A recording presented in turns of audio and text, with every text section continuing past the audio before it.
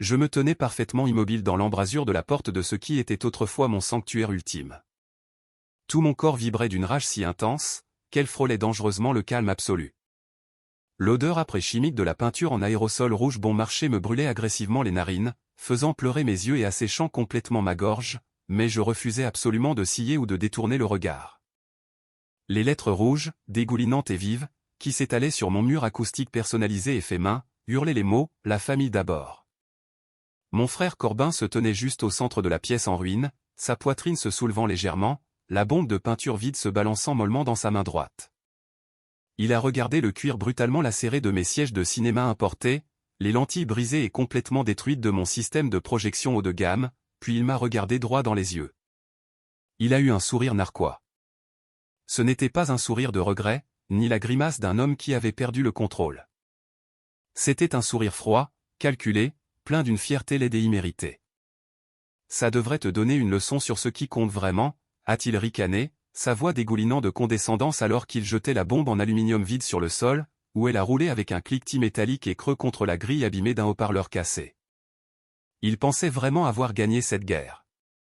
Il croyait fermement que détruire mon espace de sécurité personnelle, la seule chose au monde que je chérissais vraiment, finirait par briser mon esprit et me forcer à me soumettre à sa demande insensée de laisser ses 3 enfants chaotiques emménager. Mais alors que je plongeais la main dans ma poche pour sortir mon téléphone, mes mains étaient entièrement stables. Je n'ai pas crié. Je ne me suis pas jeté sur lui. J'ai simplement ouvert mon application appareil photo, prenant plusieurs photos en haute résolution de son vandalisme, en m'assurant de capturer son visage suffisant dans le cadre avec la destruction. Je n'ai ressenti aucune tristesse à ce moment précis. Seulement une certitude froide, absolue et terrifiante. J'ai baissé le téléphone, l'ai regardé à nouveau droit dans ses yeux arrogants, et j'ai dit, ça va faire gagner beaucoup de temps à la police. Son sourire narquois a vacillé une fraction de seconde, mais il n'avait toujours absolument aucune idée. Il ne connaissait pas l'existence des caméras à vision nocturne activées par le mouvement, méticuleusement installées dans le plafond et les murs. Il ne savait pas que toute sa vie, sa fausse réputation, et sa victimisation fabriquée de toutes pièces, étaient sur le point d'être complètement et systématiquement démantelées. Si vous vous demandez comment les choses ont pu dégénérer au point que ma propre chair et mon propre sang vandalisent violemment ma maison avec une batte de baseball et de la peinture en aérosol, vous devez comprendre en profondeur la dynamique malsaine et tordue de ma famille. Je m'appelle Declan.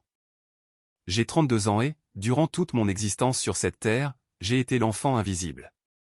Je travaille comme consultant en acoustique et ingénieur du son de haut niveau.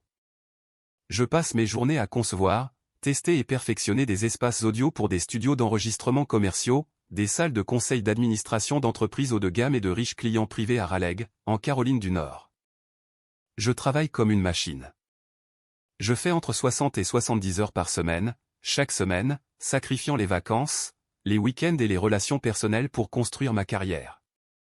Je n'ai pas un énorme fonds fiduciaire. Je n'ai pas d'argent familial générationnel. Chaque brique de ma vie, chaque vêtement que je porte, et chaque dollar sur mon compte en banque, je l'ai gagné avec mon propre sang, ma sueur, et d'interminables heures supplémentaires épuisantes. Le joyau incontesté de mon dur labeur, la seule manifestation physique de mon indépendance, était la grande pièce supplémentaire située juste au-dessus de mon garage. Quand j'ai acheté ma maison il y a 3 ans, concluant l'affaire après une décennie de frugalité extrême et d'épargne agressive, ce grand espace vide était la seule raison pour laquelle j'avais choisi cette propriété spécifique. Pendant 2 années entières, j'ai mis toute mon âme dans cette pièce. J'y ai passé tous mes week-ends de libre et mes soirées solitaires à la transformer. Je ne parle pas seulement d'acheter une grande télévision à écran plat dans un grand magasin et de la monter sur le mur en plaque de plâtre. J'ai fait des recherches, conçu et construit un véritable home cinéma Dolby Atmos 9.2.4 de qualité professionnelle. La quantité de travail était stupéfiante. J'ai personnellement coupé, tendu et agrafé le tissu acoustique spécialisé pour plus de 40 panneaux d'absorption sonore sur mesure, jusqu'à ce que la peau de mes doigts soit à vif et saigne. J'ai passé des jours à ramper dans la chaleur suffocante du grenier pour faire passer des centaines de mètres de câbles de haut-parleurs en cuivre de gros calibre, sans oxygène, de première qualité, parfaitement derrière les cloisons sèches pour éviter toute interférence électrique. J'ai économisé méticuleusement pendant 18 longs mois juste pour m'offrir un écran de projection 4K laser acoustiquement transparent de 150 pouces, en parfait état. Le projecteur seul m'a coûté $5000. L'ensemble du système audio, comprenant des enceintes colonnes, 2 subwoofers massifs qui pouvaient littéralement faire trembler les fondations de la maison, et des canaux en hauteur précis, a été conçu pour vous donner l'impression d'être directement à l'intérieur du film. Au total, j'ai investi bien plus de 35 000 $ dans cette seule pièce. Mais il ne s'agissait jamais d'argent. Il s'agissait de ce que la pièce représentait. C'était mon sanctuaire durement gagné. Quand je rentrais à la maison complètement épuisé, mes oreilles bourdonnant physiquement d'avoir fait exploser des fréquences de tests et traité avec des clients exigeants toute la journée, cette pièce insonorisée était l'endroit où je trouvais une paix absolue et ininterrompue. Lorsque la lourde porte acoustique se refermait, le stress du monde cessait d'exister. Mais pour ma famille, mon dur labeur n'était rien de plus qu'une blague égoïste. Pour eux, ma stabilité financière et ma belle maison n'étaient que des ressources disponibles, attendant d'être réclamées par le collectif. Et mon frère Corbin, qui a 34 ans, a toujours été l'enfant chéri, destiné à les réclamer. Il était le fils préféré, celui qui ne pouvait absolument rien faire de mal, tandis que je n'étais que le personnage secondaire dans le film de sa vie. Comment réagiriez-vous si votre famille considérait votre plus grande réussite personnelle comme rien de plus qu'un terrain de jeu pour quelqu'un d'autre? Parce que j'étais sur le point de découvrir jusqu'où ma famille était prête à aller pour prendre ce qui était à moi. Pour bien saisir l'audace pure et sans filtre de ce que Corbin a finalement exigé de moi, il faut faire une longue promenade à travers le musée de la douleur qui constitue mon histoire familiale. Mon ressentiment n'a pas commencé avec un home cinéma. Il a commencé il y a des décennies, bâti sur des fondations de négligence constante et écrasante. Je me souviens distinctement d'avoir 18 ans, tenant une lettre d'acceptation pour l'un des programmes d'ingénierie acoustique les plus prestigieux de l'État. Je travaillais dans une épicerie misérable et abrutissante depuis l'âge de 15 ans, poussant de lourds chariots sous la pluie glaciale et récurant les sols. J'avais économisé chaque centime sur un compte bancaire joint que mes parents contrôlaient légalement, avec l'intention d'utiliser la totalité du solde pour mes frais de scolarité de première année. La semaine précédant l'échéance de l'énorme chèque de scolarité, je suis allé à la banque pour retirer les fonds. Le caissier m'a regardé avec pitié et m'a tendu un bout de papier indiquant un solde exactement 0. Près de 12 000 $, la somme totale de 3 ans de ma vie d'adolescent, avait disparu du jour au lendemain. Quand je me suis précipité à la maison dans une panique absolue et que j'ai confronté mon père, Thaddeus, il n'a même pas pris la peine de lever les yeux de son journal. Il m'a expliqué nonchalamment, presque agacé, que mon frère aîné Corbin avait imprudemment détruit sa voiture en conduisant sous influence. Comme Corbin avait besoin d'un véhicule pour se rendre à son tout nouveau travail de vendeur débutant, mes parents avaient simplement vidé mon fonds d'études pour lui acheter une berline récente et fiable, en espèces. « Tu es un garçon intelligent, de clan », avait dit mon père, baissant enfin son journal pour me lancer un regard dédaigneux. « Tu trouveras facilement des prêts étudiants. Ton frère traverse une période difficile et il en a besoin, la famille fait des sacrifices pour la famille. » J'ai passé les 10 années suivantes de ma vie d'adulte à me noyer dans des dettes étudiantes écrasantes à taux d'intérêt élevés, mangeant des nouilles ramen dans un appartement en sous-sol humide, pendant que Corbin conduisait une belle voiture entièrement payée par mon travail d'adolescent. Et ça ne s'est pas arrêté là. Quand j'ai finalement obtenu mon diplôme universitaire, avec les plus hautes distinctions de mon programme d'ingénierie rigoureux, j'étais assis complètement seul dans un immense auditorium bondé. J'ai regardé des milliers d'autres étudiants serrer dans leurs bras leurs fiers parents et prendre des photos avec des bouquets de fleurs. Mes parents avaient promis d'être là, mais ce matin-là, ils ont appelé pour me dire qu'ils restaient à la maison. Pourquoi? Parce que la femme de Corbin, Tanson, avait un golden retriever malade qui vomissait, et Tanson avait besoin de soutien émotionnel pour gérer le stress d'un chien malade. Ma remise de diplôme, l'aboutissement de 4 années de lutte intense, a été jugée moins importante que l'animal de compagnie contrarié de ma belle-sœur. J'ai tenu mon précieux diplôme en silence, intériorisant de façon permanente le fait que j'étais complètement seul. Avance rapide jusqu'à un dimanche soir tout à fait normal le mois dernier. Contre mon meilleur jugement, j'ai commis l'erreur colossale d'organiser un dîner de famille dans ma nouvelle maison. Corbin, Tanson, et leurs 3 enfants incroyablement bruyants, âgés de 6 ans, Flora, de 4 ans, et le petit Kian, d'à peine 2 ans, sont venus avec mes parents, Kreza et Thaddeus. Corbin travaille actuellement comme cadre intermédiaire pour une chaîne de vente au détail en déclin qui a agressivement fermé des magasins et licencié du personnel à tour de bras. Il se plaint constamment de l'injustice de l'économie et de la difficulté financière. Pourtant, il porte obstinément des montres de créateurs coûteuses, achète les derniers smartphones chaque année et loue des voitures de luxe qu'il ne peut absolument pas se permettre.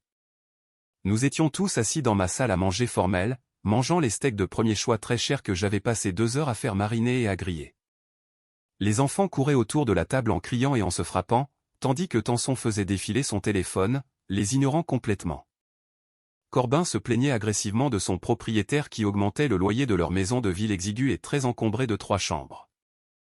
Il a pris une longue gorgée de mon vin rouge millésimé coûteux, s'est penché lourdement en arrière sur sa chaise et a regardé directement le plafond, faisant un geste théâtral vers le 2e étage où se trouvait ma salle de cinéma. « Tu sais, Declan, a commencé Corbin, sa voix dégoulinant soudain de cette fausse affection fraternelle trop familière qu'il n'utilise que lorsqu'il est sur le point de demander une faveur énorme.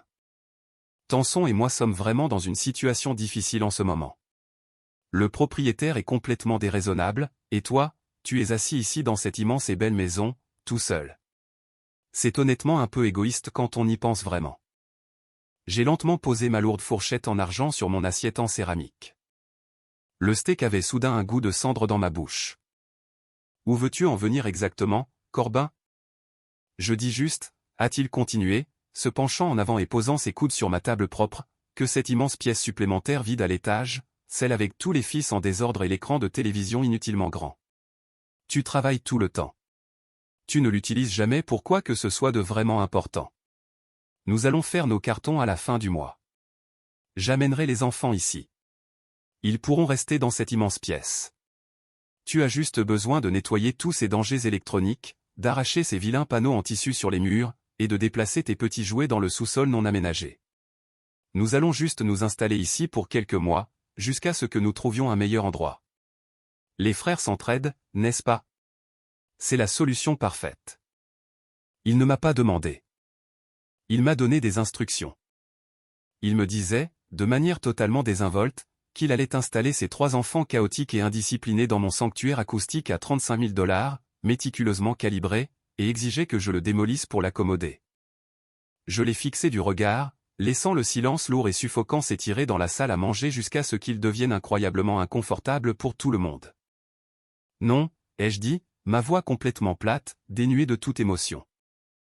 Absolument pas. Vous n'emménagez pas chez moi, et vous ne mettrez certainement pas vos enfants dans ma salle de cinéma. Tanson a eu un hoquet bruyant, serrant de manière dramatique sa serviette en tissu contre sa poitrine comme si je venais de la frapper au visage. Declan, oh mon Dieu, comment peux-tu être si incroyablement sans cœur?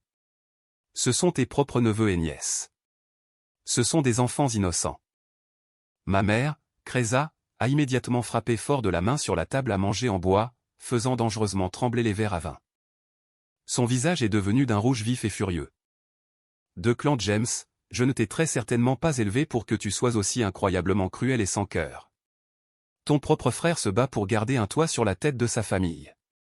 Tes stupides et chers jouets électroniques sont-ils vraiment plus importants pour toi que ta propre chair et ton propre sang? C'est juste une pièce vide. Tu peux regarder la télévision dans le salon comme une personne normale et fonctionnelle. Ce n'est pas juste une télévision, maman. J'ai serré les dents, agrippant les bords de la table, essayant désespérément de maîtriser ma colère explosive. C'est un équipement acoustique très sensible, fait sur mesure. Le projecteur laser seul coûte plus cher que la compte sur la voiture en leasing de Corbin. Ce n'est pas une salle de jeu pour enfants, et ma maison n'est pas un appartement temporaire pour des gens qui refusent de gérer leur budget. Ma réponse est non, et c'est définitif. Corbin m'a foudroyé du regard, son faux masque d'amitié fraternelle disparaissant complètement, remplacé par un air de ressentiment pur et de droit acquis. Tu sais quel est ton vrai problème, Declan? Tu n'as absolument aucune idée de ce qu'est la vraie responsabilité. Tu n'as pas de femme. Tu n'as pas d'enfant. Tu ne te soucies que de tes petits gadgets électroniques et de ta vie pathétique et isolée. Le dîner a rapidement dégénéré en une dispute massive, retentissante et hurlante. Ils ont finalement quitté ma maison en trombe, me traitant de monstre arrogant, égoïste et matérialiste.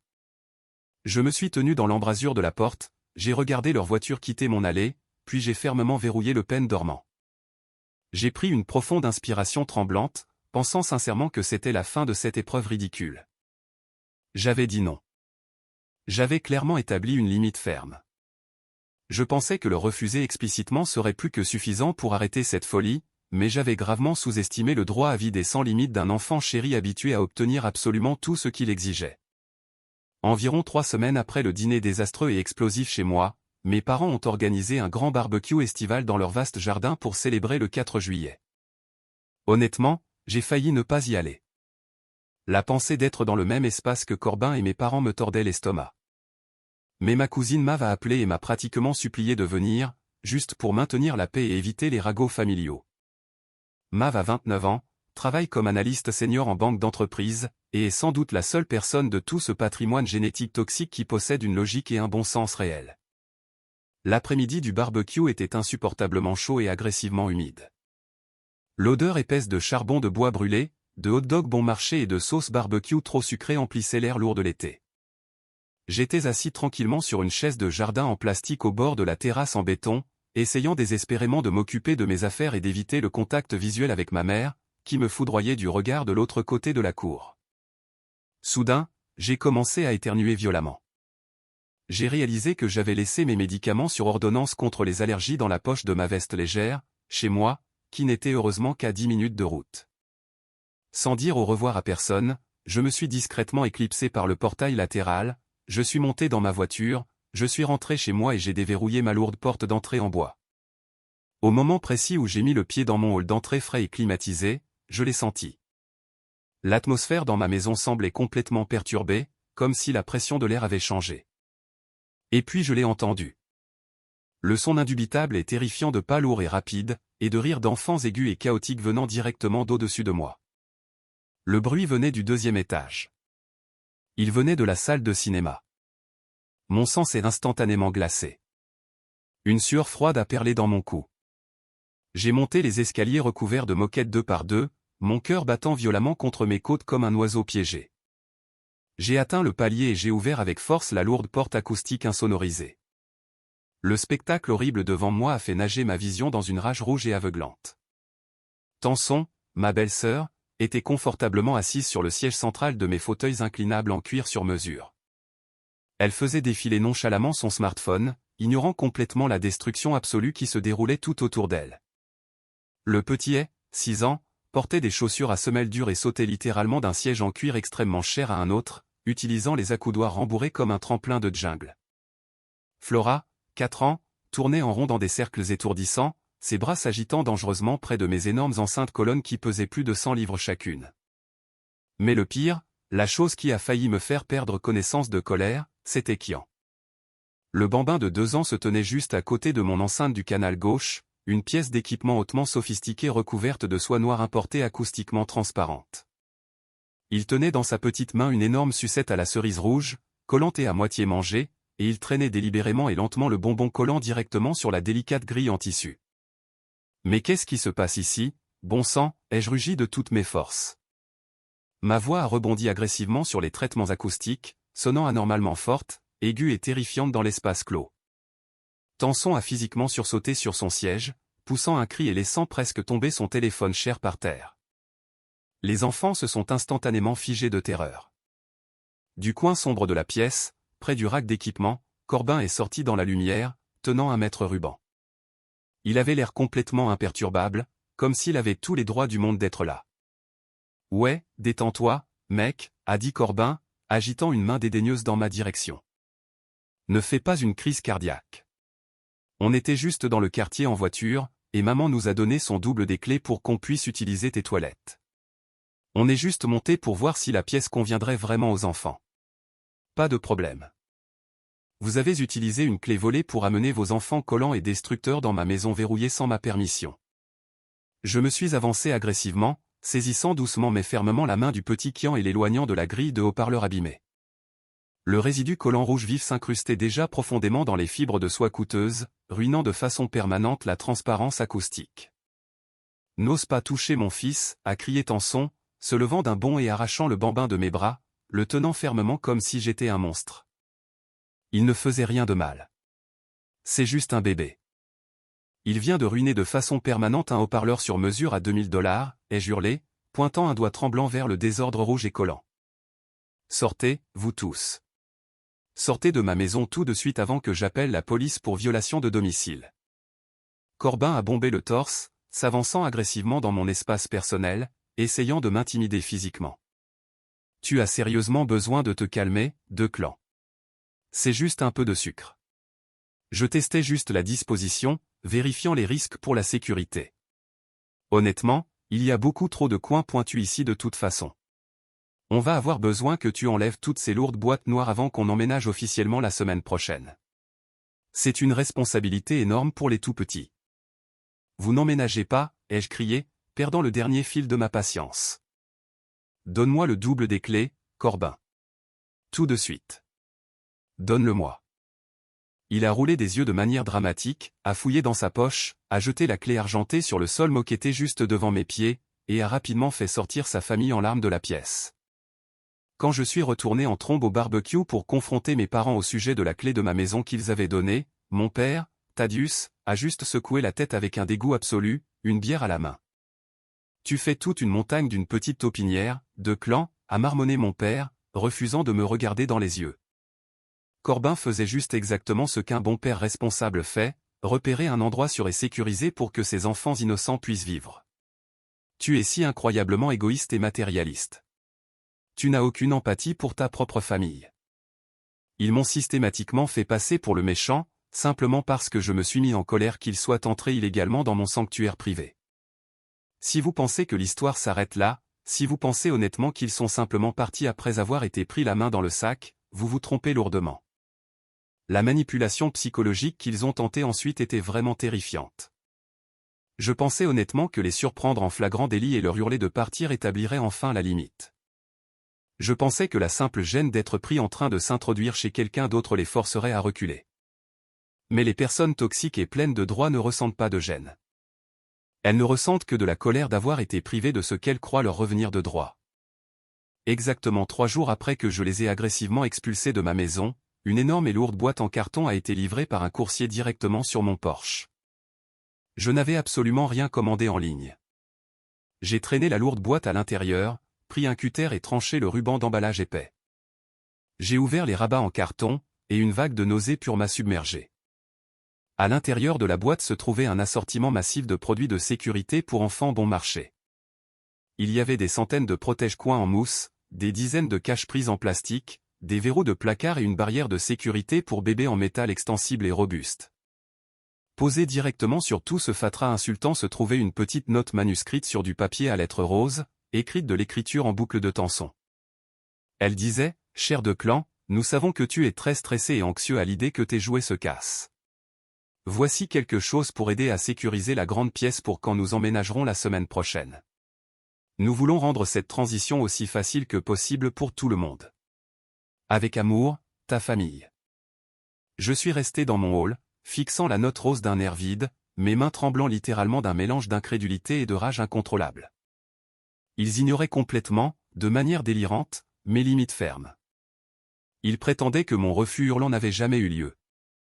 C'était une forme de guerre psychologique malade, tordue et hautement calculée. Ils voulaient m'user mentalement, me faire sentir si dépassé par leur pression constante et implacable que je finirais par abandonner, renoncer à ma santé mentale, et les laisser prendre le contrôle de ma maison juste pour que le harcèlement cesse. J'ai pris toute la lourde boîte, je suis sorti et je l'ai jetée violemment dans la grande poubelle près de la rue. Plus tard cette même semaine, je devais prendre l'avion pour Chicago pour une énorme conférence de 3 jours sur la conception acoustique afin de rencontrer des clients potentiels. Je me suis absolument assuré de ne dire à personne dans ma famille que je quittais la ville. Cependant, j'en ai parlé nonchalamment à mon voisin d'à côté, un homme nommé Alistair. Alistair est un postier à la retraite de 50 ans qui reste généralement très discret, s'occupant de son jardin. Je lui ai simplement demandé de garder un œil sur mon porche et de ramasser tout courrier ou colis pour qu'il ne s'accumule pas et ne signale pas que la maison était vide. Quand je suis rentré de Chicago tard le dimanche soir, complètement épuisé par le voyage, j'ai traîné ma lourde valise à l'intérieur et j'ai verrouillé la porte derrière moi. La maison était sombre et parfaitement silencieuse. Mais en passant devant l'escalier principal, mes yeux ont capté quelque chose de subtil. Le tapis de couloir épais et tissé à la base exacte de l'escalier était légèrement de travers, poussé contre la plinthe. Je suis une personne très méticuleuse, soucieuse du détail. Je sais exactement à quoi ressemble chaque centimètre de ma maison. J'ai laissé tomber ma valise et j'ai immédiatement couru à l'étage, vers la salle de cinéma. J'ai saisi la poignée. La lourde porte acoustique était déverrouillée. Je verrouillais toujours, sans faute, cette porte spécifique. Je l'ai poussée et j'ai allumé agressivement les lumières vives du plafond. À première vue, rien n'était manifestement volé ou cassé, mais les choses étaient définitivement dérangées. Mes 2 lourds subwoofers de 100 livres, qui étaient soigneusement positionnés pour une réponse optimale des basses, avaient été poussés négligemment au centre de la pièce. Le microphone de calibration très sensible que j'utilisais pour régler les fréquences audio avait été renversé de son support spécialisé et gisait sur le côté, sur la moquette. Je me suis précipité chez Alistair le lendemain matin avant le travail et j'ai martelé lourdement sa porte d'entrée. Quand il a finalement répondu en peignoir, tenant une tasse de café, j'ai exigé de savoir exactement qui était entré dans ma maison pendant le week-end. Alistair avait l'air sincèrement confus et légèrement sur la défensive, reculant d'un pas. « Ton frère, Corbin. Il est passé samedi après-midi dans un camion de déménagement. Il m'a dit que tu lui avais spécifiquement demandé de venir pendant ton absence pour prendre des mesures précises de la pièce à l'étage afin qu'il puisse acheter les lits superposés de la bonne taille pour ses enfants. Il a dit que vous aviez finalement conclu un accord de location pour qu'ils emménagent ce week-end. Il a demandé à emprunter ma grande échelle en aluminium pour vérifier la hauteur du plafond. Je l'ai laissé entrer par la porte de la terrasse arrière parce qu'il a dit que tu avais oublié de lui laisser la nouvelle clé. Je me suis senti violemment malade. » Corbin avait malicieusement menti à mon voisin innocent, avait réussi à s'introduire par la ruse dans ma maison sécurisée, et planifiait activement et physiquement comment démanteler mon système de cinéma. Alistair s'est excusé profusément, l'air horrifié quand je lui ai expliqué la vérité de la situation.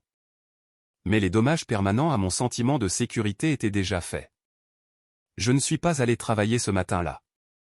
Au lieu de cela, je me suis rendu directement dans un magasin de quincaillerie et de sécurité commerciale.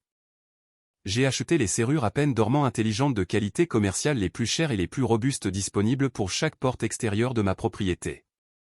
Puis je suis allé dans un magasin d'électronique spécialisé. J'ai dépensé plus de 2 000 $ en espèces pour des caméras cachées haute définition à vision nocturne, activées par le mouvement et synchronisées sur le cloud. J'ai passé tout l'après-midi et la soirée à les installer méticuleusement.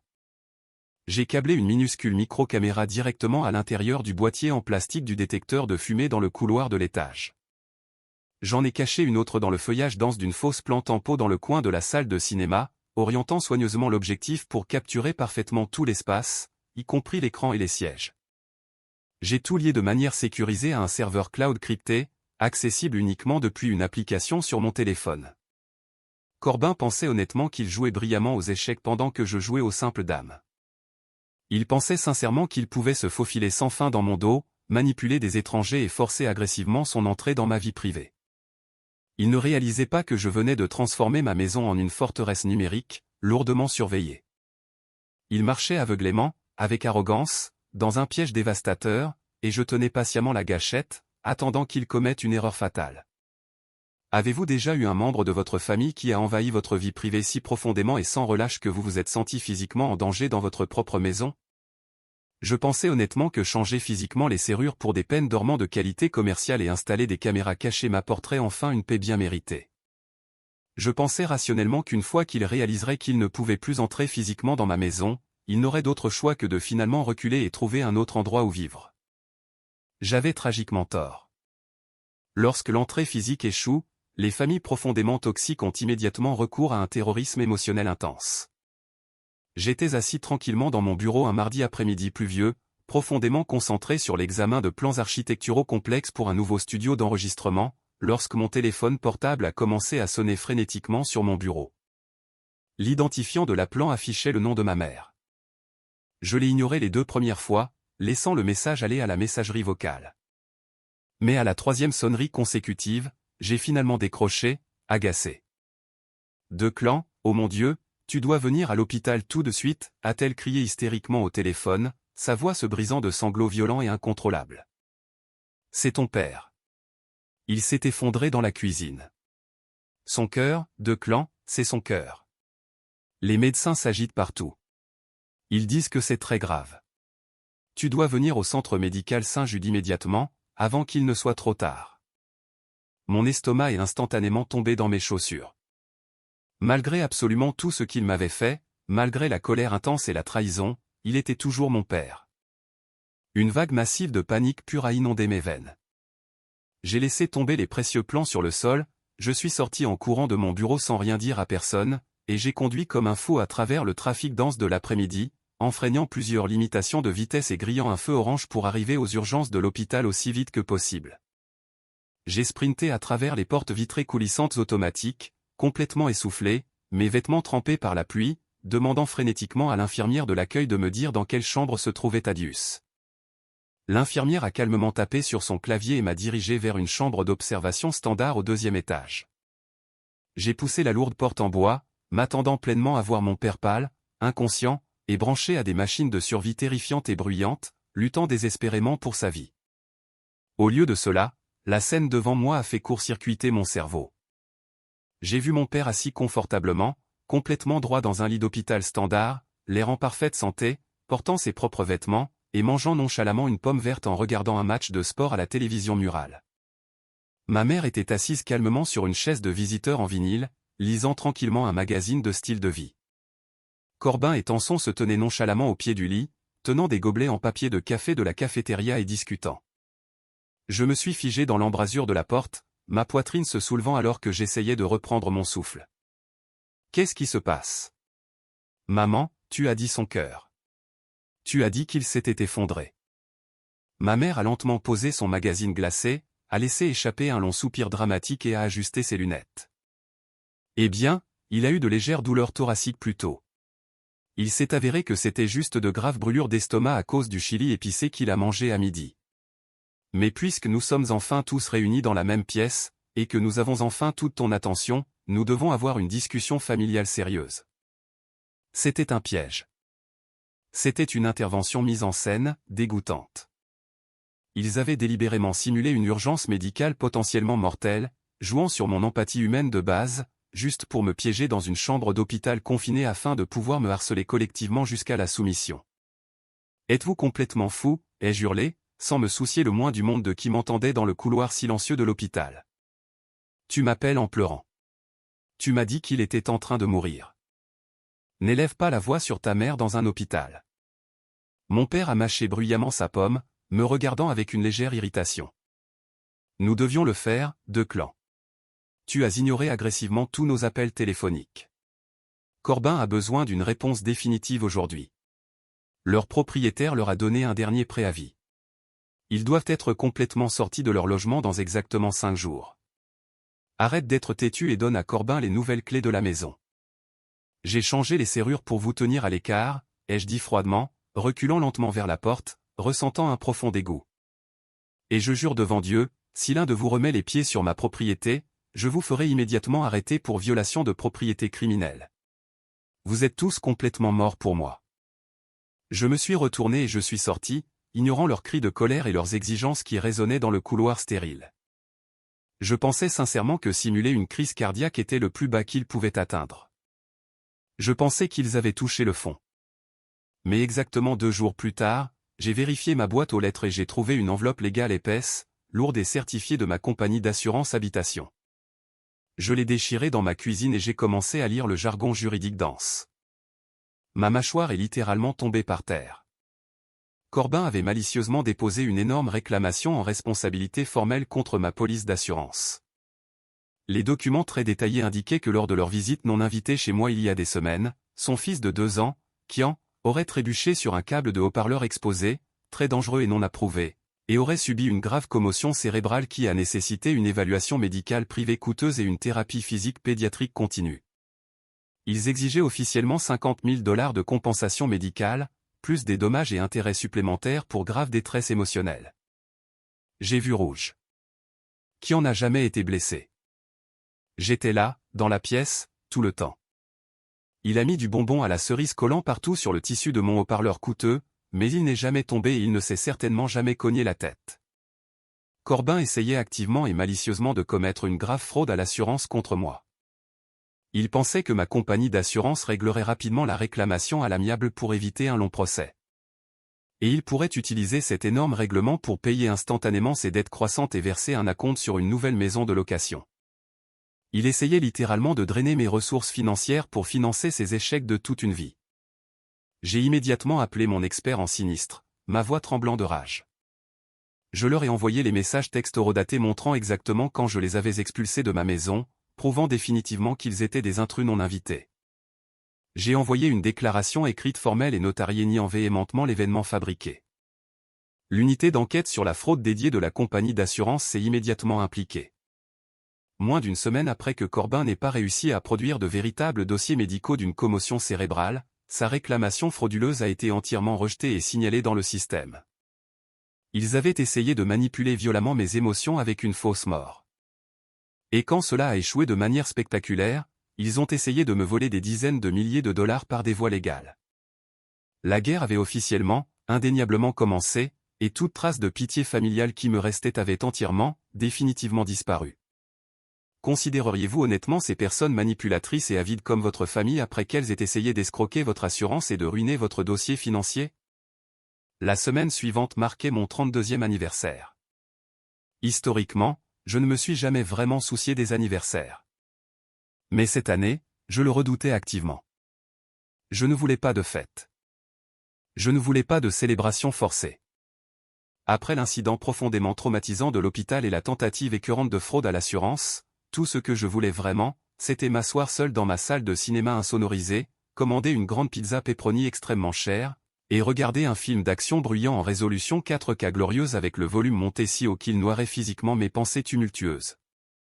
Je venais de payer le livreur, de porter la boîte de pizza chaude dans la cuisine et de l'ouvrir quand la sonnette de la porte d'entrée a soudainement retenti. C'était une sonnerie longue, continue et agressive. J'ai sorti mon téléphone de ma poche et j'ai vérifié le flux en direct de la caméra montée au-dessus du porche. C'était Corbin, Tanson, mes parents et les 3 enfants. Ils se tenaient serrés sur mon porche. Ma mère tenait un petit gâteau d'anniversaire de supermarché bon marché avec une seule bougie non allumée. Corbin tenait un dossier manille épais sous son bras. J'ai marché lentement jusqu'à la porte d'entrée, m'assurant que le lourd pêne dormant était bien verrouillé, mais je ne l'ai pas ouverte. J'ai parlé fort à travers le bois épais. Partez. Vous n'êtes pas les bienvenus sur ma propriété. De clan, ne sois pas ridicule. Ouvre la porte. C'est ton anniversaire, a crié ma mère, sa voix étouffée par le bois, essayant de paraître joyeuse et maternelle. Nous avons apporté un gâteau pour fêter ça. J'ai dit, partez, ai-je crié en retour, ma voix dure et intransigeante. Écoute-moi, sale gosse égoïste et ingrat. La voix de Corbin a retenti agressivement à travers la porte, abandonnant instantanément l'acte amical et festif. Nous avons été officiellement et légalement expulsés. Le propriétaire a physiquement changé nos serrures ce matin. Toutes nos affaires sont dans un camion de déménagement loué, garé juste au bout de la rue. J'ai un accord de sous-location juridiquement contraignant, rédigé par un avocat, ici même dans ma main. Ouvre cette porte et signe le papier tout de suite, ou tu forces personnellement tes propres neveux et nièces innocents à dormir dans la rue froide ce soir. Il essayait délibérément de me prendre en embuscade. Il avait stratégiquement attendu que sa toute dernière option de logement s'épuise, s'était présenté à l'improviste le jour de mon anniversaire pour utiliser l'occasion comme levier, et essayait de transformer violemment la culpabilité en arme pour forcer son entrée dans ma maison. Va dormir dans ta voiture en leasing, Corbin, ai-je crié en retour, frappant du poing contre la porte. Ne reviens jamais ici. J'appelle les flics tout de suite. J'ai entendu Tanson se mettre immédiatement à pleurer faussement, se lamentant de façon dramatique et disant aux enfants que l'oncle de clan les détestait, qu'il était un monstre et qu'il voulait qu'ils gèlent dans le noir. Ils ont frappé lourdement à la porte, donné des coups de pied dans le panneau inférieur et crié des insultes pendant encore 10 minutes angoissantes avant de finalement abandonner, de quitter le porche en tapant du pied et de s'éloigner dans la nuit. Je suis retourné à la cuisine et j'ai mangé ma pizza complètement froide. Mon anniversaire était totalement et complètement gâché. Mais la véritable vengeance dévastatrice est arrivée exactement 2 jours plus tard. J'étais assis à mon bureau au cabinet d'ingénierie, plongé dans un calcul logiciel complexe, lorsque mon chef de département, un homme sévère, professionnel, mais généralement juste, nommé Marcus, m'a appelé directement dans son bureau privé vitré. En entrant, j'ai remarqué que la responsable des ressources humaines, une femme sérieuse en tailleur gris, était assise à côté de son bureau, tenant un bloc-notes. De clan, s'il te plaît, ferme la porte et assieds-toi, a dit Marcus, l'air incroyablement mal à l'aise et sérieux. Nous avons reçu un appel téléphonique anonyme très dérangeant ce matin sur la ligne principale de l'entreprise concernant ton comportement en dehors du travail. Mon cœur s'est instantanément arrêté de battre. Le sang a entièrement quitté mon visage. Quel genre d'appel? La représentante des RH a baissé les yeux sur ses notes détaillées, ajustant ses lunettes. Une femme a appelé. Elle a refusé de donner son nom, prétendant être un membre profondément préoccupé de votre communauté locale. Elle a explicitement déclaré que vous avez récemment manifesté un comportement grave, agressif et très psychotique. Elle a spécifiquement mentionné que vous avez un historique documenté de crises de colère violente et incontrôlable envers de jeunes enfants de votre famille, et elle a exprimé sa vive inquiétude que vous puissiez représenter une menace physique dangereuse pour vos collègues dans ce bureau. J'ai senti la pièce commencer à tourner. Tenson. C'était absolument Tenson. Elle avait délibérément cherché le numéro de téléphone public de mon entreprise et avait activement tenté de me faire licencier, essayant de détruire toute ma carrière en me dépeignant comme un psychopathe violent et instable auprès de mon employeur. Marcus, ai-je dit, ma voix tremblant d'une fureur contenue et explosive alors que j'agrippais les accoudoirs de la chaise. Cette personne anonyme était ma belle-sœur. Mon frère a récemment été expulsé à cause de ses propres échecs financiers, et il essaie agressivement de forcer toute sa famille à s'installer chez moi pour vivre complètement sans loyer. Quand j'ai fermement refusé, il a tenté de commettre une fraude à l'assurance de 50 000 $ contre moi. Maintenant, sa femme appelle malicieusement mon lieu de travail pour ruiner ma réputation. Je ne suis pas fou. Je ne suis pas violent. Je suis activement harcelé criminellement par ma propre famille. Heureusement, Marcus me connaissait intimement depuis si longues années. Il connaissait mon éthique de travail impeccable, mon calme et ma solide personnalité. Il a dit à la représentante des RH que les allégations scandaleuses étaient complètement, entièrement sans fondement et a formellement demandé qu'elle retire la plainte anonyme de mon dossier personnel. Mais après qu'elle ait quitté la pièce, il m'a regardé avec une profonde et sincère inquiétude. Declan, tu dois immédiatement impliquer la police. Cela dépasse de loin un différend familial. Ils essaient de ruiner ta vie. Il avait absolument raison. Ils essayaient activement de détruire ma vie professionnelle. Ils essayaient de me pousser dans un coin désespéré où je n'aurais absolument aucun revenu, aucun emploi, aucune réputation, et aucun autre choix que de dépendre complètement d'eux, leur permettant de prendre enfin le contrôle total de ma maison et de mes biens restants. Je suis rentré chez moi ce soir-là avec un œuf froid et dur dans l'estomac. J'ai traversé la maison et j'ai méthodiquement vérifié le flux de chaque caméra cachée. La synchronisation sur le cloud fonctionnait parfaitement. Les capteurs de mouvement étaient très actifs et calibrés. La vision nocturne infrarouge était d'une clarté cristalline. J'étais totalement, complètement prêt. Je savais que Corbin était incroyablement désespéré. Il n'avait pas d'argent, pas de maison, pas d'options, et un ego massivement meurtri et fragile. Je savais avec une certitude absolue que ce n'était qu'une question de temps avant qu'il ne fasse son dernier coup, le plus destructeur et fatal, dans l'obscurité. Si vous voulez savoir exactement comment le piège s'est finalement refermé sur Corbin, veuillez cliquer sur le bouton j'aime, vous abonner à la chaîne, et laisser un commentaire ci-dessous avec le nom de la ville où vous vivez actuellement.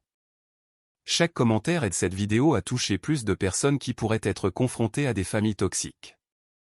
Merci beaucoup de m'avoir écouté. Le piège était entièrement tendu, et tout ce que j'avais à faire était d'attendre patiemment que le rat morde à l'hameçon. Je savais que Corbin était un homme profondément arrogant, mais je savais aussi qu'il était incroyablement désespéré.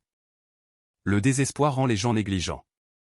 Un vendredi après-midi frais, juste avant le début du long week-end, j'ai sorti mon téléphone et j'ai délibérément rédigé une publication Facebook très publique. Je me suis enregistré dans un complexe hôtelier de luxe populaire situé à 3 heures de route dans les montagnes, en taguant l'emplacement et en écrivant un statut joyeux sur mon enthousiasme à l'idée de me déconnecter complètement du monde et de profiter d'un séjour de randonnée paisible, hors réseau, pour les 3 prochains jours. J'ai spécifiquement veillé à ce que le paramètre de confidentialité de cette publication particulière soit défini pour inclure toute ma famille élargie. Je ne suis pas réellement allé à la montagne. Au lieu de cela, j'ai conduit 10 minutes sur l'autoroute et je me suis enregistré dans un motel de bord de route bon marché et anonyme, sous un faux nom. J'ai acheté 3 grandes tasses de café noir, j'ai verrouillé la porte de la chambre de motel miteuse, je me suis assis sur le matelas grumeleux et j'ai sorti mon ordinateur portable. Je me suis connecté au serveur cloud crypté et sécurisé qui hébergeait mon système de sécurité domestique, et j'ai affiché la grille en direct des flux de mes caméras. Puis, je me suis assis dans le noir et j'ai attendu. Le soleil s'est lentement couché, projetant de longues ombres sur les écrans. La nuit de vendredi s'est passée sans incident. Le samedi matin et après-midi se sont traînés douloureusement lentement. Je commençais à me demander si mon frère avait réellement trouvé une once de décence humaine, ou peut-être simplement s'était dégonflé. Mais alors, à exactement 23h45 le samedi soir, l'alerte du capteur de mouvement a retenti bruyamment sur mon ordinateur portable. Je me suis penché en avant, mon cœur martelant instantanément contre mes côtes, mes yeux rivés sur le flux infrarouge haute définition de la caméra de l'arrière-cour. Une silhouette sombre se glissait silencieusement le long de ma maison, restant soigneusement dans l'ombre. C'était Corbin. Il portait un sweat à capuche sombre relevé sur sa tête, mais sa démarche lourde et distincte était reconnaissable. Dans sa main droite, il serrait une lourde batte de baseball solide. Sur son épaule gauche était suspendu un sac de sport en toile sombre. J'ai regardé, dans une fascination froide et silencieuse, alors qu'il s'approchait de la petite fenêtre du sous-sol au niveau du sol. Il a regardé nerveusement autour de lui, vérifiant par-dessus son épaule pour s'assurer que les lumières des voisins étaient éteintes. Puis il a enroulé sa main lourdement bandée autour du canon de la batte et l'a violemment fracassé contre l'épaisse vitre de la fenêtre du sous-sol. J'ai grimacé en imaginant le son du verre brisé résonnant dans le quartier résidentiel calme. Il a soigneusement enlevé les éclats de verre, a fait passer sa grande carcasse par l'ouverture étroite et est tombé dans le sous-sol sombre de ma maison. J'ai immédiatement basculé sur le flux des caméras intérieures du couloir. Je l'ai regardé monter furtivement les escaliers en bois du sous-sol, ses lourdes bottes laissant de légères traces de terre sur le plancher. Il n'est pas allé à la cuisine pour chercher des objets de valeur. Il n'est pas allé dans ma chambre principale pour chercher de l'argent. Il a marché avec une détermination agressive et résolue directement vers l'escalier principal. Il se dirigeait tout droit vers le 2e étage. J'ai cliqué sur la caméra parfaitement cachée à l'intérieur de la fausse plante en pot dans le coin de la salle de cinéma. La vision nocturne infrarouge illuminait la pièce d'une lumière blanche et grise, nette et fantomatique. La lourde porte acoustique s'est lentement ouverte et Corbin est entré dans le sanctuaire. Il est resté au centre de la pièce un long moment, regardant simplement autour de lui. Je pouvais voir le soulèvement rapide et lourd de sa poitrine. Et puis, la destruction absolue a commencé. Ce n'était pas un acte de vandalisme aléatoire. C'était une exécution profondément personnelle et systématique de tout ce que j'aimais. Il a ouvert la fermeture éclair du sac de sport en toile et en a sorti un cutter robuste et tranchant. Il s'est dirigé directement vers mon écran de projection laser de 150 pouces, en parfait état. Cet écran m'avait coûté $5000 et il m'avait fallu 3 semaines pour l'assembler et le tendre correctement sur le cadre en aluminium sur mesure. Corbin a levé le bras et a violemment enfoncé la lame dans le matériau acoustiquement transparent et délicat. Il a traîné la lame vers le bas, déchirant un énorme trou béant en plein milieu.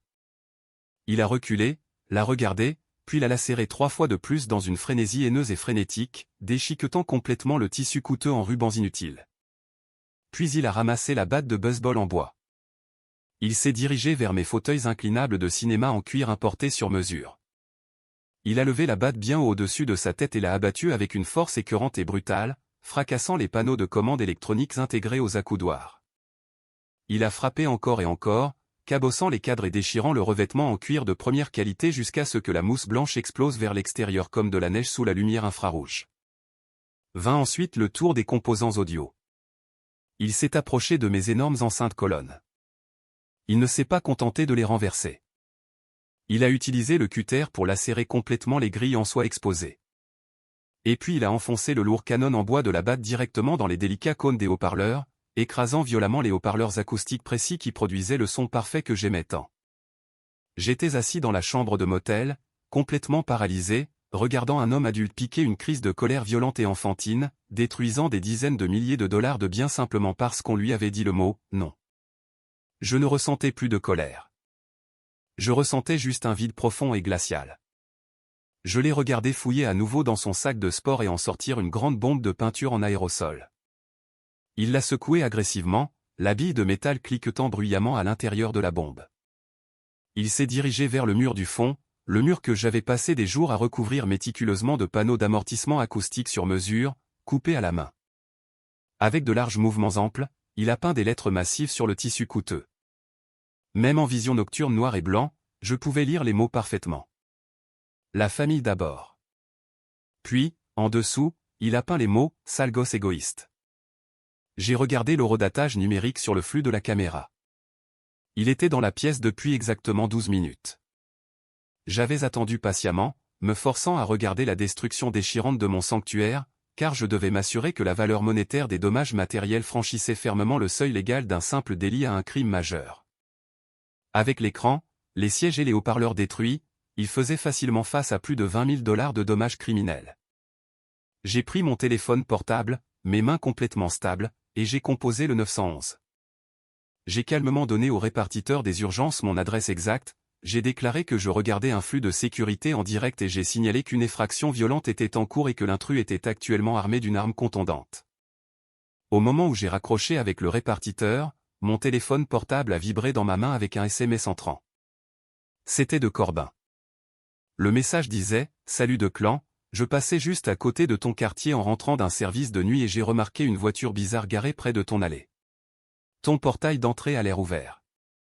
Je vais aller voir et m'assurer que ta maison est en sécurité puisque tu n'es pas en ville. Les frères veillent les uns sur les autres. Appelle-moi quand tu auras ce message. » J'ai fixé l'écran lumineux de mon téléphone. Un rire froid et sans humour s'est échappé de mes lèvres dans la chambre de motel sombre. Il essayait réellement de jouer au frère héroïque. Il était en train de se créer un faux alibi, une histoire complètement fabriquée où il découvrait héroïquement l'effraction, se disculpant ainsi de tout soupçon tout en me forçant simultanément à lui être reconnaissant. C'était un niveau de manipulation psychopathique que je pouvais à peine comprendre. Je n'ai pas répondu à son message texte. J'ai simplement reporté mon attention sur les flux de caméras en direct, attendant avec impatience l'arrivée des gyrophares rouges et bleus pour mettre un terme définitif à son illusion pathétique. Le temps de réponse de la police a été absolument incroyable. Moins de 5 minutes après avoir terminé l'appel avec le répartiteur des urgences, j'ai vu la première voiture de patrouille entrer silencieusement dans le cul-de-sac sur le flux de la caméra extérieure, ses phares éteints pour ne pas alerter l'intrus. 2 autres voitures de police ont rapidement suivi, bloquant discrètement la rue. 4 officiers lourdement armés sont sortis, dégainant leurs armes et encerclant systématiquement le périmètre de ma propriété.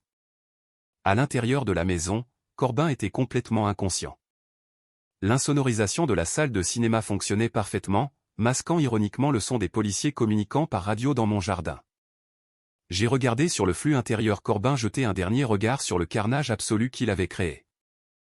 Il a jeté la bombe de peinture vide par terre, a refermé son sac de sport, l'a jeté sur son épaule et a attrapé la batte de baseball.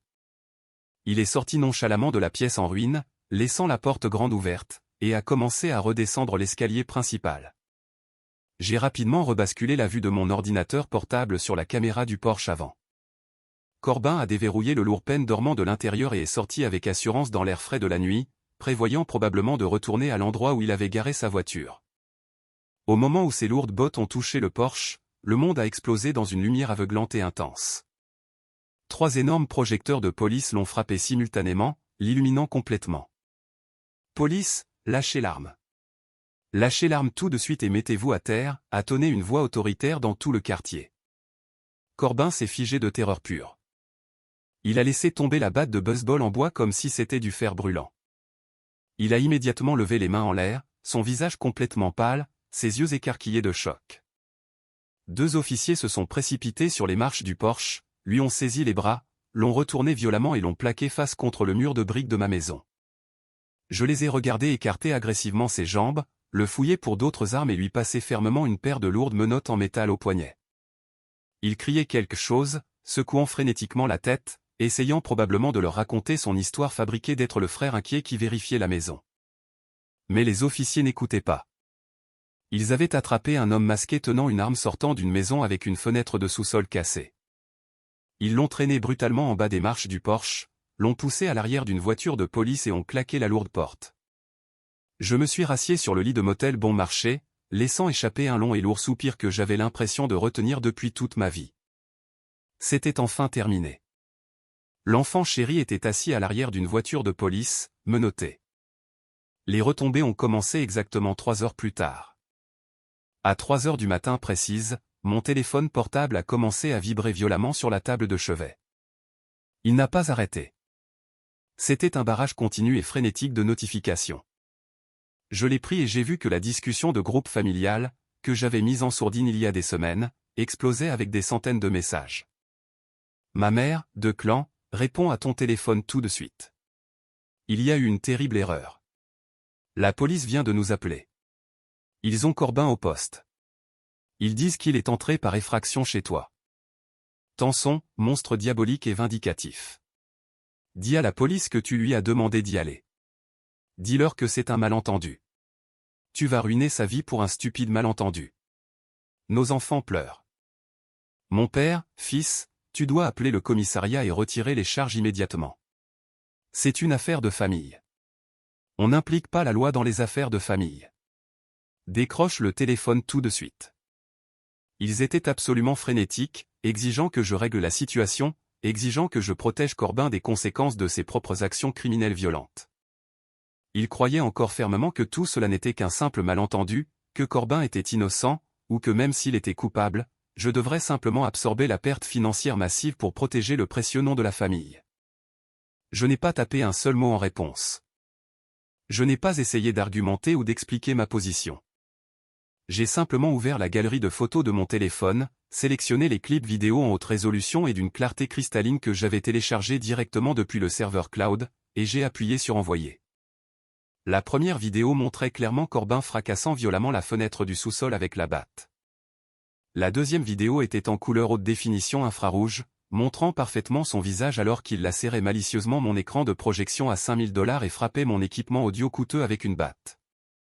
La dernière vidéo le montrait peignant fièrement les mots « La famille d'abord » sur le mur en ruine avant de sourire narquoisement de son œuvre.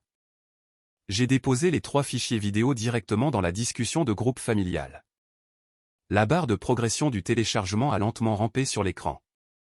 Quand elle a finalement atteint 100% et que les vidéos ont été livrées, le flux frénétique et sans fin de messages textes s'est instantanément arrêté. Le silence fut absolument assourdissant. 1 minute a passé, puis 5 minutes, puis 20 minutes. La discussion, qui avait été un champ de bataille d'accusations et d'exigences quelques instants auparavant, était maintenant complètement, totalement morte. Ils avaient vu la vérité. Ils avaient regardé la preuve indéniable et en haute définition de leur enfant chéri agissant comme un criminel violent et déséquilibré. Il n'y avait absolument aucun moyen de le déformer, aucun moyen de me blâmer, aucun moyen de prétendre que c'était un malentendu. La preuve était absolue et entièrement accablante. J'ai finalement éteint mon téléphone, je me suis allongé sur les oreillers inconfortables du motel, et je suis tombé dans un sommeil profond, sans rêve, et incroyablement paisible pour la première fois depuis des mois. Mais quand je me suis réveillé le lendemain matin, j'ai réalisé que la guerre n'était pas entièrement terminée. Un seul et unique message texte était arrivé sur mon téléphone pendant que je dormais. C'était de ma cousine Mav. Le message a envoyé un frisson glacial le long de ma colonne vertébrale. Elle écrivait « De Clan, appelle-moi à la seconde où tu te réveilles. Tu dois savoir pourquoi ils font vraiment ça. Ce n'est pas juste une question d'avoir besoin d'un endroit où rester. C'est bien pire que ce que tu penses. » Je me suis immédiatement assis sur le lit du motel, la lumière froide du matin filtrant à travers les stores bon marché et fissurés. J'ai tapé sur le nom de Mav sur mon écran, mon cœur battant d'un sentiment soudain et profond d'effroi. Elle a répondu dès la première sonnerie, sa voix basse et pressée comme si elle se cachait quelque part dans sa propre maison. De Clan, Dieu merci, a rapidement soufflé Mav au téléphone. Écoute-moi attentivement. Toute la famille est en train de perdre la tête ce matin. Tante Créza est au téléphone depuis 2 heures avec un agent de cautionnement pour essayer de faire sortir Corbin de prison. Mais ce n'est pas pour ça que je t'ai appelé.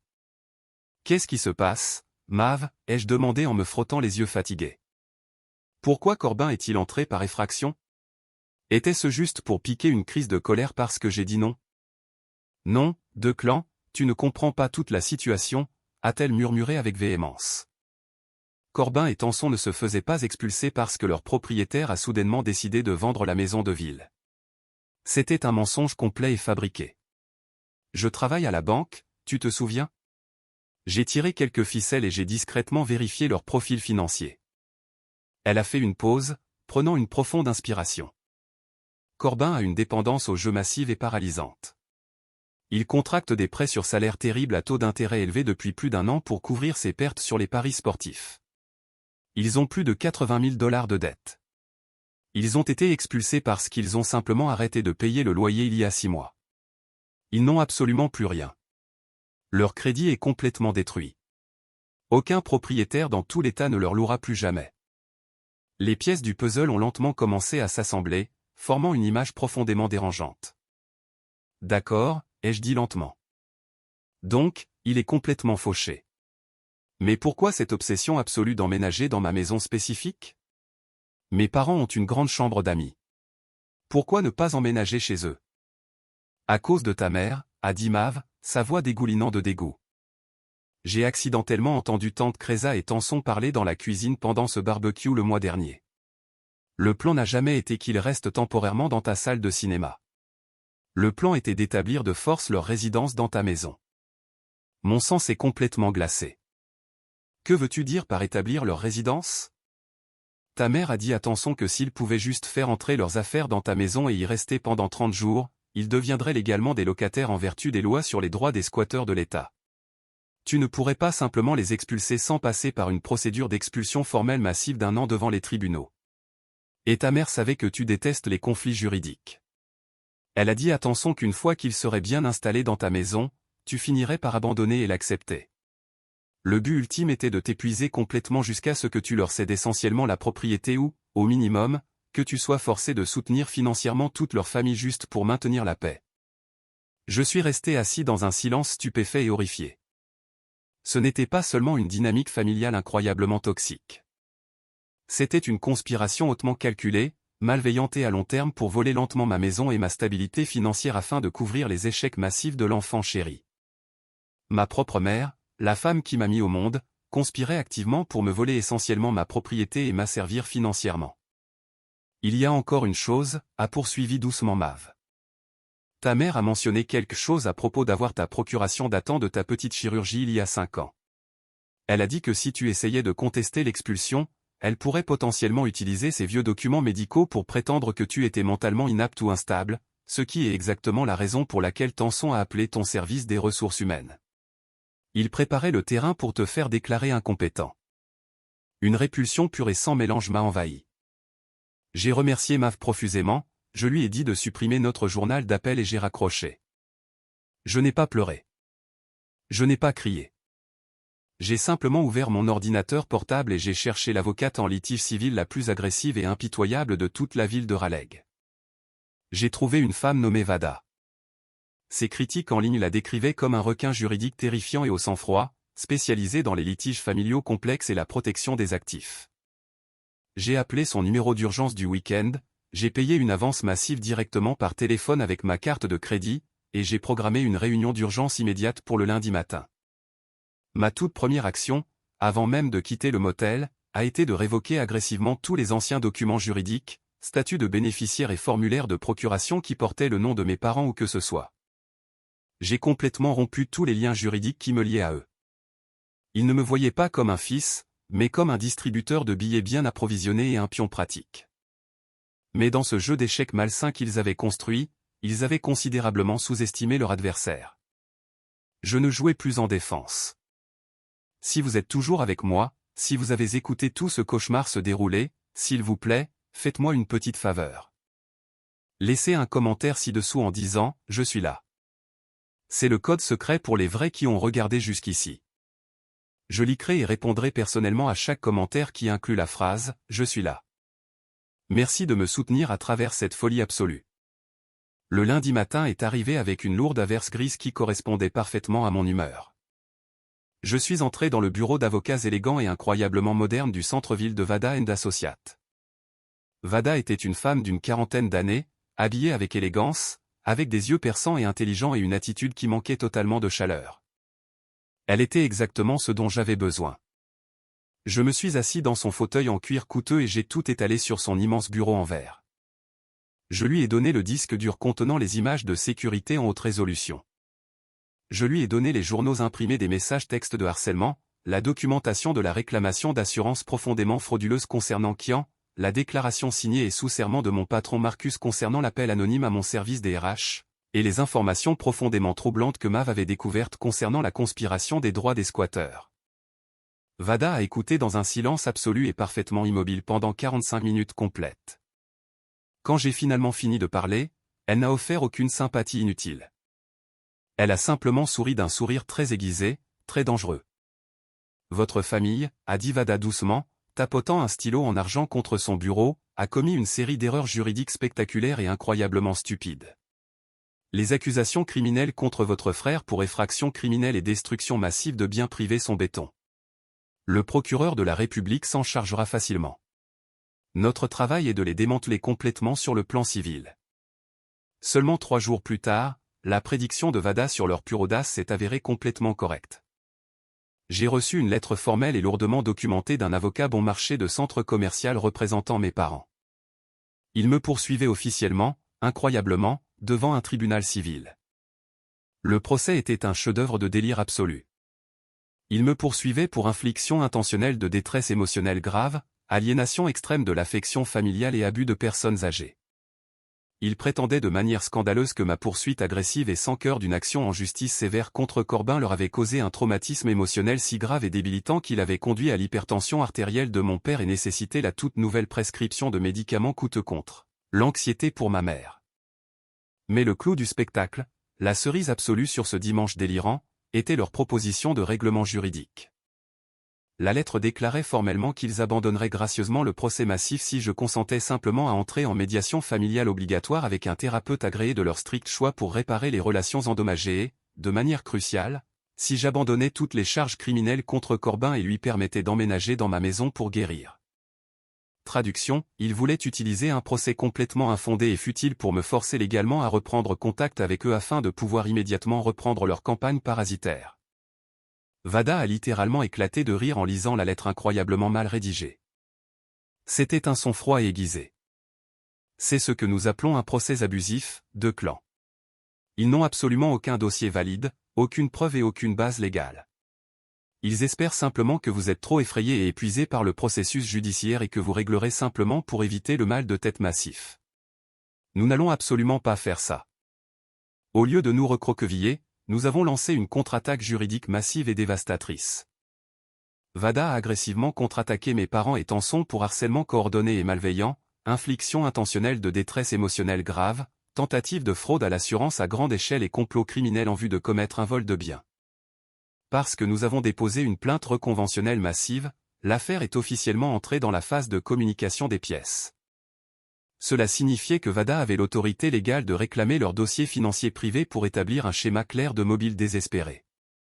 Ce qu'elle a découvert pendant la communication des pièces a été le clou final dans leur cercueil collectif. Les relevés bancaires ont prouvé définitivement que Corbin se noyait en effet dans d'énormes dettes de jeu. Mais cela a révélé quelque chose d'encore plus pathétique. Mes parents avaient discrètement vidé complètement leur compte d'épargne retraite au cours des 2 dernières années pour payer secrètement les bookmakers agressifs de Corbin et lui éviter de sérieux ennuis. Mes parents, qui m'avaient constamment sermonné sur la responsabilité financière, étaient complètement, totalement fauchés. Ils avaient sacrifié tout leur avenir, leur sécurité financière, pour leur enfant chéri. Et quand l'argent a finalement tari, ils ont décidé d'offrir ma maison et mes biens comme prochain sacrifice. Lorsque Vada a formellement présenté cette preuve financière accablante à leur avocat bon marché lors d'une réunion préliminaire, soulignant que mes parents étaient maintenant légalement complices d'un complot visant à commettre une fraude à l'assurance et une extorsion, le visage de leur avocat est devenu complètement blanc. Il a su immédiatement qu'ils faisaient face à une ruine absolue. Ils ont exactement 2 choix, m'a dit Vada plus tard cet après-midi-là, se versant une tasse de café. Ils peuvent porter l'affaire devant un procès public où toutes ces informations financières profondément embarrassantes deviendront partie intégrante du dossier public permanent, et ils perdront tout ce qu'il leur reste, y compris leur propre maison, pour payer vos frais de justice. Ou bien ils peuvent se mettre à genoux, se rendre sans condition et accepter chacun de nos termes de règlement. Ils étaient complètement acculés. L'illusion de la famille parfaite était entièrement brisée, et la réalité froide et dure de la loi se refermait rapidement sur eux. La séance de médiation obligatoire était prévue exactement 3 semaines plus tard dans une salle de conférence stérile et très éclairée du palais de justice du centre-ville. Je suis entré, vêtu d'un costume parfaitement taillé, flanqué de près par Vada, qui portait une mallette en cuir épaisse et intimidante. Ma famille était déjà lourdement assise à la longue table en bois. La transformation physique en eux était absolument stupéfiante. L'aura arrogante et pleine de droit qu'ils avaient toujours portée avait complètement disparu. Mon père avait l'air d'avoir 10 ans de plus, ses épaules affaissées, fixant d'un air vide la table en bois poli. Ma mère avait l'air petite et incroyablement fragile, ses yeux parcourant nerveusement la pièce, évitant complètement mon regard. Tanson pleurait silencieusement dans un mouchoir froissé, son maquillage fortement étalé. Et Corbin, l'enfant chéri, était assis, figé, l'air complètement défait. Le poids lourd d'une condamnation pour crime imminent pesait clairement sur sa tête. Ils étaient complètement brisés. La prise de conscience qu'ils n'avaient aucun pouvoir, aucun argent et aucun levier avait finalement, de manière dévastatrice, fait son chemin. Le médiateur, un homme calme et neutre, a commencé à parler. Mais Vada a immédiatement pris le contrôle absolu de toute la pièce. Elle n'a pas élevé la voix. Elle a parlé avec une précision froide et terrifiante qui ne laissait absolument aucune place au débat ou à la négociation. Mon client est formellement prêt à abandonner la plainte reconventionnelle civile pour harcèlement et complot, a annoncé Vada doucement, ouvrant sa mallette. Cependant, les accusations criminelles pour vandalisme criminel restent entièrement indépendantes. Le procureur de la République a offert un accord de plaidoyer final, que nous lui suggérons fortement d'accepter. Les termes de la reddition absolue étaient incroyablement lourds. Premièrement, Corbin devait officiellement plaider coupable de destruction criminelle de biens. Il a été condamné à 18 mois de probation stricte et étroitement surveillée, à effectuer 200 heures exténuantes de service communautaire obligatoire à ramasser les déchets sur les autoroutes, et à suivre une thérapie psychologique obligatoire pour sa grave dépendance au jeu. Deuxièmement, la restitution financière. Ma famille a été légalement condamnée à payer un total de 15 000 $ de dommages et intérêts directs. Comme Corbin et Tanson étaient complètement en faillite, le fardeau financier est entièrement tombé sur mes parents, les forçant à contracter une deuxième hypothèque à taux d'intérêt élevé sur leur propre maison juste pour payer la destruction que leur précieux fils avait causée. Et enfin, le terme le plus important de tous, l'ordonnance d'éloignement permanente et juridiquement contraignante. Le juge a formellement approuvé une ordonnance de protection stricte qui interdisait explicitement à Corbin, Tanson, ma mère et mon père de s'approcher à moins de 500 pieds de moi, de ma propriété ou de mon lieu de travail pour le reste de leur vie naturelle. Toute violation entraînerait une peine de prison obligatoire immédiate. Tanson a sangloté bruyamment, enfouissant son visage dans ses mains, me suppliant de reconsidérer, se lamentant sur le fait que les enfants ne connaîtraient jamais leur oncle.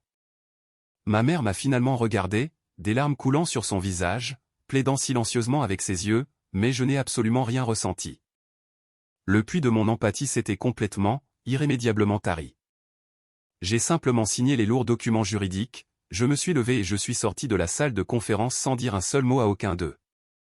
L'énorme chèque de leur règlement forcé, combiné au paiement complet de ma compagnie d'assurance, m'a donné un capital important. Je n'ai pas seulement réparé ma salle de cinéma en ruine. Je l'ai complètement vidée et reconstruite en quelque chose d'entièrement magnifique.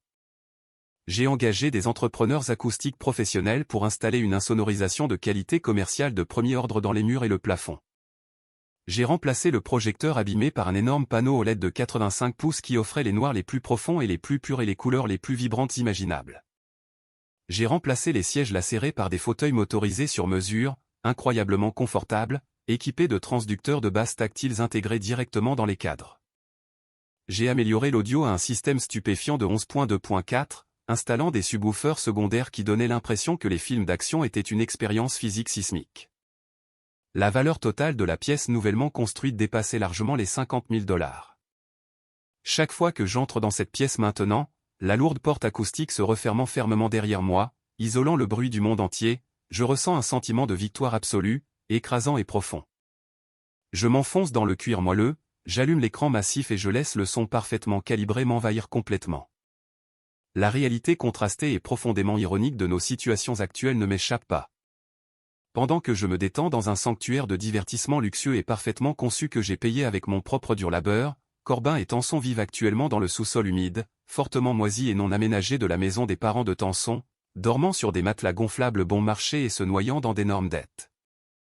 Mes parents travaillent bien au-delà de leur âge de retraite prévu, luttant pour rembourser la deuxième hypothèque massive qu'ils ont contractée pour sauver leur fils criminel de la prison.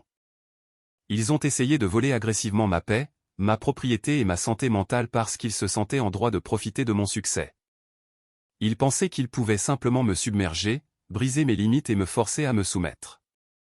Mais au lieu de me briser, ils se sont complètement, irrémédiablement brisés eux-mêmes. Cela fait près de 8 mois depuis la médiation finale et la signature des ordonnances d'éloignement permanente. La poussière est enfin complètement retombée et ma vie a retrouvé une routine magnifique et profondément paisible. J'entends encore occasionnellement des nouvelles aléatoires par le biais des ragots familiaux, généralement relayés par ma cousine Mav, qui prend encore de mes nouvelles de temps en temps.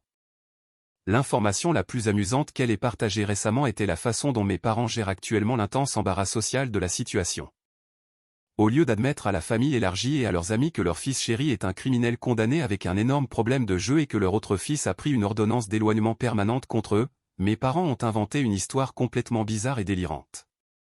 Ils racontent activement aux parents éloignés que je suis tragiquement décédé dans un terrible accident de voiture soudain plus tôt cette année et qu'ils sont simplement trop submergés par le chagrin pour en discuter. Ils préféreraient littéralement prétendre que je suis physiquement mort plutôt que d'admettre publiquement qu'ils sont des agresseurs toxiques et manipulateurs qui ont chassé leur propre enfant. Honnêtement, je trouve cela incroyablement libérateur. Je suis plus qu'heureux d'être considéré comme entièrement mort pour eux. Être mort pour des personnes toxiques est la forme ultime de paix absolue. Toute cette épreuve horrible m'a appris plusieurs leçons incroyablement dures mais nécessaires sur la vie et les relations. J'ai appris que le simple fait de partager de l'ADN avec quelqu'un ne lui accorde pas automatiquement un accès illimité à votre vie, à vos ressources ou à votre tranquillité d'esprit. J'ai appris que le concept de « la famille d'abord » est souvent agressivement utilisé comme une arme par des personnes toxiques et irresponsables qui veulent exploiter sans fin votre succès pour couvrir leurs propres échecs massifs. Plus important encore, j'ai appris qu'établir une limite ferme est totalement vide de sens à moins d'être absolument prêt à l'appliquer avec des conséquences dévastatrices et sans compromis. Ma grande salle de cinéma est complètement silencieuse maintenant. Il n'y a absolument aucune visite inattendue et agressive qui frappe à ma porte d'entrée. Il n'y a pas de doigts de bambins collants et destructeurs qui ruinent mon équipement coûteux. Il n'y a pas de parents délirants et pleins de droits qui exigent que je sacrifie mon bonheur durement gagné pour leur confort chaotique. Il y a juste moi, mes films incroyables, et la paix profonde de savoir que j'ai réussi à protéger ce qui compte vraiment pour moi. Alors que je suis assis ici à regarder le générique lumineux défiler sur l'écran massif, entouré d'un son parfait, je suis enfin en paix. Mais parfois, quand la maison est complètement silencieuse, je pense encore au chaos absolu de l'année écoulée. Je suis assis dans le confort absolu de mon cinéma privé construit sur mesure, profitant de la vie belle et tranquille que j'ai bâtie de mes propres mains. Mais je veux quand même vous poser une question à tous, car Internet est un vaste endroit plein de perspectives différentes. Pensez-vous que j'ai été trop impitoyable quand j'ai envoyé mon propre frère en prison, poursuivi mes parents jusqu'à la faillite, et les ai complètement coupés de ma vie pour toujours? Si vous étiez à ma place, confronté au vol, à la manipulation et à la destruction, auriez-vous fait exactement la même chose? Ou auriez-vous finalement trouvé un moyen de leur pardonner? Merci beaucoup d'avoir écouté mon histoire. N'oubliez pas de cliquer sur le bouton j'aime, de vous abonner à la chaîne, et d'activer les notifications pour ne jamais manquer une autre histoire de